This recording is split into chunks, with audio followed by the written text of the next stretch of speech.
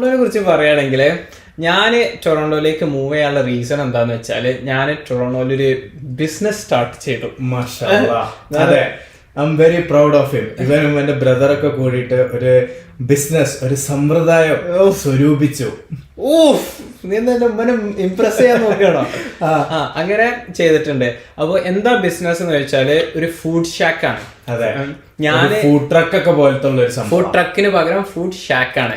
അപ്പൊ ഞാൻ അതുകൊണ്ടാണ് ടൊറോണ്ടോയിലേക്ക് മൂവ് ചെയ്തത്. അപ്പൊ നിങ്ങൾ എന്റെ പോഡ്കാസ്റ്റ് കുറെ കാലമായിട്ട് ഫോളോ ചെയ്യുന്നുണ്ടെങ്കിൽ നിങ്ങൾക്കറിയാം, ഞാൻ എന്റെ ലൈഫിൽ ആദ്യമായി ചെയ്ത ജോബ് എന്ന് പറഞ്ഞാല് ഒരു ഹോട്ട് ഡോഗ് സ്റ്റാൻഡില് ഒരു ഹോട്ട് ഡോഗ്സ് വിൽക്കലായിരുന്നു. ഒരു ഫുഡ് ട്രക്കില് ഹോട്ട് ഡോഗ്സ് വിൽക്കലായിരുന്നു എന്റെ പണി.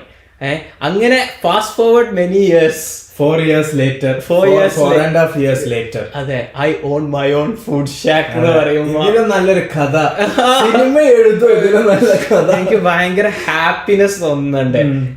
അത് കമ്മിങ് ബാക്ക് ടു എന്റെ ബിസിനസ്. അതെ, എന്താണ് ബിസിനസ്? ഒരു ഫുഡ് ഷാക്ക് ആണ്. അവിടെ ഞങ്ങളുടെ മെനുവിൽ ഞങ്ങള് മിൽക്ക് ഷേക്സ്, സ്മൂത്തീസ്, പിന്നെ ക്രേപ്സ് എന്ന് വെച്ചാൽ ഒരു പാൻകേക്കിനും ദോശക്കും ഒരു കുട്ടി ഉണ്ടായാൽ എങ്ങനെ ഉണ്ടാകും, അങ്ങനെ ഒരു ഐറ്റം ആണ്. നിങ്ങൾക്ക് ക്രേപ്സ് എന്താന്ന് അറിയില്ലെങ്കിൽ ക്രേപ്സ്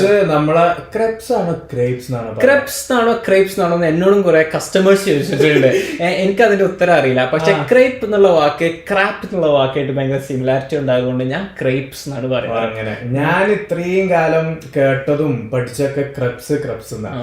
ഈ പറഞ്ഞപ്പോ എനിക്ക് ചാൻസ് ഇല്ല, എനിക്ക് തെറ്റിയതാണോ? നീയല്ലടാ ലാംഗ്വേജ് ട്രെയിനർ ഒക്കെ വർക്ക് ചെയ്തിരുന്ന ആള്.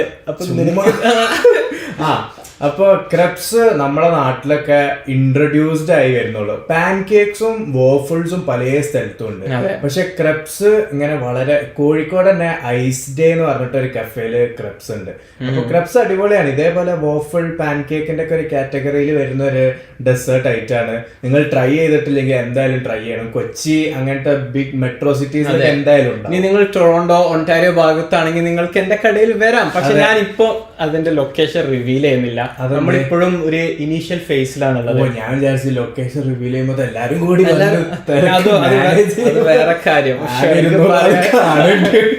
10 കാനഡയിലുള്ള രണ്ടാള് വന്നു. അപ്പൊ ഇതിന്റെ സ്ഥലം ഞാൻ പറയുന്നില്ല. പിന്നെ ഞങ്ങൾക്കുള്ളത് ടൊർണേഡോ എന്നൊക്കെ ആൾക്കാർ വിളിക്കുന്ന പോലത്തെ ടൊർണേഡോ പൊട്ടാറ്റോ അല്ലെങ്കിൽ ട്വിസ്റ്റർ പൊട്ടാറ്റോ എന്ന് വിളിക്കുന്നത്, ഒരു കോൽമ ഇങ്ങനെ സ്പൈറൽ പോലെയുള്ള പൊട്ടാറ്റോ. ഇതൊക്കെയാണ് ഞങ്ങളുടെ മെനു ഉള്ളത്. ഒരു ഫുഡ് ഷാക്ക് ആണ്. അപ്പൊ ഞാൻ കഴിഞ്ഞ 28 ദിവസമായി ഞാൻ കിച്ചണർ വിട്ടിട്ട്, ഞാൻ സെമീറിനെ കണ്ടിട്ട്, അതില് ഇന്നത്തെ ദിവസം കൂട്ടിയിട്ട് എന്റെ 2nd ഡേ ഓഫ് ആണ് ഇത്. ഞാന് എന്റെ 7 days a week എന്നൊക്കെയുള്ള രീതിയിലല്ല, എന്നൊക്കെയാണ് വർക്ക് ചെയ്തത്. 7 days a week ഞാൻ വർക്ക് ചെയ്യുന്നുണ്ടായിരുന്നു. അപ്പോൾ എന്റെ ലൈഫ് ലേറ്റ്ലി എങ്ങനെയാന്ന് ചോദിച്ചാൽ ലിറ്ററലി അതായിരുന്നു. രാവിലെ എഴുന്നേക്കുക, നേരെ വർക്കിന് പോകുക, രാത്രി ക്ലോസ് ചെയ്യും, തിരിച്ചു വരിക, കിടന്നുറങ്ങുക. അപ്പൊ ഞാൻ എന്റെ 28 ദിവസമായിട്ടുള്ള എന്റെ റുട്ടീൻ എന്താന്ന് വെച്ചാൽ രാവിലെ എഴുന്നേക്കും, എന്നിട്ട് കടക്ക് സാധനം വാങ്ങിക്കാനുണ്ട്. അപ്പൊ സാധനം വാങ്ങിക്കാൻ പോകും. സാധനം വാങ്ങിച്ചാൽ നേരെ കടയിലേക്ക് പോകും. കട തുറന്നത് മുതൽ കട രാത്രി ക്ലോസ് ചെയ്യുന്നവരെ ഞാൻ കടയിലേക്കും. 12 to 12 ഓപ്പണിംഗ് ആൻഡ് ക്ലോസിംഗ്. അതെ, അത് എന്താ, ഇതാണെങ്കിൽ വീക്കെൻഡ്സ് ആണെങ്കിൽ 12 to 1 ഒക്കെ പോവുക. അപ്പം 12 to 13 hours ആണ്. ഉച്ചക്ക് 12 PM to 12 AM. അപ്പൊ 12 to 13 hours ആണ് ഞാൻ ഡെയിലി വർക്ക് ചെയ്യുന്നത്. അത് ഷോപ്പിംഗ് കൂട്ടാതെ. ഷോപ്പിങ്ങിന്, അതും ടൊറോണ്ടോയിലെ ട്രാഫിക് കാരണം 5 മണിക്കൂറൊക്കെ ഷോപ്പിങ്ങിന് പോകുന്നത്. ടൊറോണ്ടോയിലെ ട്രാഫിക്കിനെ കുറിച്ച് പറയണ്ട. ഞാൻ ഇന്ന് വന്നപ്പോള് എനിക്ക് ഒരു ഡ്രോപ്പ് ചെയ്യാണ്ടായിരുന്നു. അപ്പൊ ലൊക്കേഷൻ നോക്കുമ്പോ എന്താ, ഇവന്റെ അവിടുന്ന് 9 kilometer ഉള്ളു. അപ്പൊ ഞാൻ പോണ വഴിക്ക് ഡ്രോപ്പ് ചെയ്ത്, അതിനെന്താ എന്റെ അടുത്ത് കാറുള്ളതല്ലേ, ഞാൻ ഡ്രോപ്പ് ചെയ്ത് അത് കഴിഞ്ഞിട്ട് ഞാൻ ഇവന്റെ അങ്ങോട്ടേക്ക് ലൊക്കേഷൻ ഇട്ടപ്പോ സാധാരണ 9 kilometer പറഞ്ഞാൽ ഞങ്ങളവിടെ വാട്ടറിലും കിച്ചണറിലൊക്കെ 9 kilometer മാക്സിമം പോയാൽ 12 minute. അല്ലെ ഒരു 15 minute maximum of the maximum. ഇവിടെ ടൊറോണ്ടോ നഗരത്തിലെ തിരക്ക് കാരണം 9 കിലോമീറ്റർ 49 മിനിറ്റ് ആണ് മാപ്പിൽ.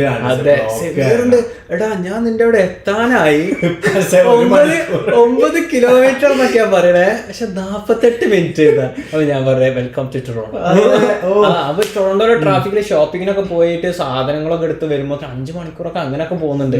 പിന്നെ ഞാൻ ഇതുവരെ ഫുഡ് ഒഫീഷ്യലി ട്രൈ ചെയ്തിട്ടില്ല. അതെ, ഞാൻ ഇന്നാണ് തിരക്കൊക്കെ മാറ്റി വെച്ച് വരണ്ടേ, ഇന്നാണ് ഞാൻ എത്തിയത്. അതെ. പിന്നെ നീ നേരത്തെ പറഞ്ഞ പോലെ തന്നെ നമ്മള് ആൾക്കാരോട് പോയിട്ട് ആർ യു ഗൈസ് ഹയറിംഗ് എന്ന് പറഞ്ഞിട്ടല്ലേ നമുക്ക് ശീലമുള്ളൂ. ഇപ്പൊ ആൾക്കാര് നമ്മളെടുത്ത് വന്നിട്ട് ആർ യു ഗൈസ് ഹയറിംഗ് വല്ലാത്തൊരു ഫീൽ ഉണ്ടാവില്ല. അപ്പൊ നമ്മള് sorry we are not hiring, ഞാനാണ് പണിയെടുക്കുന്നത്. പിന്നെ ഞാൻ ശ്രദ്ധിച്ച വേറെ നമ്മള് ബേസിക്കലി നമ്മളെന്താ, ഞാനാണ് ഫ്രണ്ട് കൗണ്ടറിൽ നിൽക്കാം. സഹീൻ ഇങ്ങനെ കിച്ചണിൽ എന്തെങ്കിലുമൊക്കെ ആയിട്ട് ഇങ്ങനെ ഫുഡ് ഉണ്ടാക്കുന്നതൊക്കെ. സഹീൻ എക്സ്ട്രോവേർട്ട് ആണ്, പക്ഷെ എന്റെ അത്ര എക്സ്ട്രോവേർട്ട് അല്ല.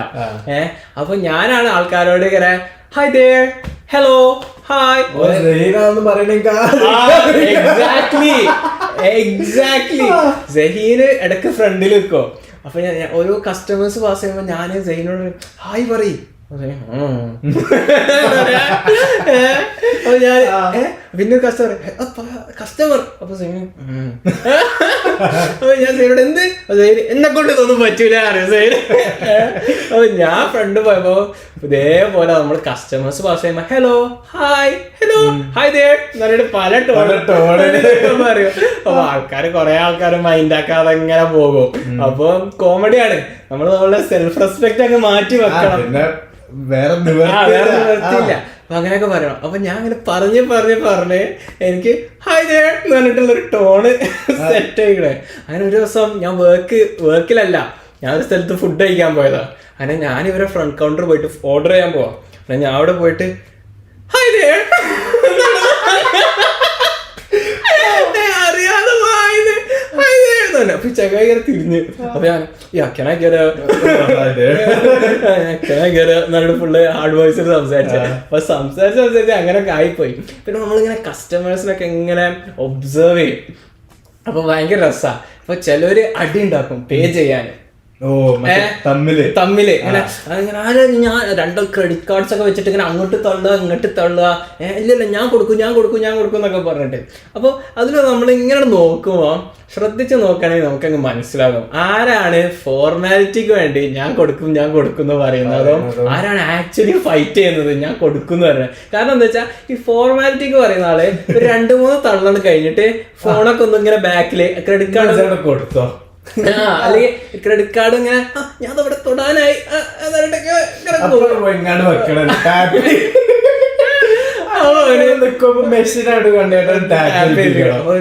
ആരോട് ചോദിച്ചിട്ടുണ്ടായി. അപ്പൊ നമുക്ക് അങ്ങനെ ഭയങ്കര ഇൻട്രസ്റ്റിംഗ് ആണ്. നമ്മൾ ആൾക്കാരെ ഇങ്ങനെ ടെസ്റ്റ് സബ്ജക്ട്സ് പോലെ പഠിക്കുകയാണ്. ഭയങ്കര ഇൻട്രസ്റ്റിംഗ് ആണ് സംഭവങ്ങളും കാര്യങ്ങളും. ചിലപ്പം ഇത് റൺ ചെയ്ത് ഒരു ഹ്യൂമൻ സൈക്കോളജി വരെ.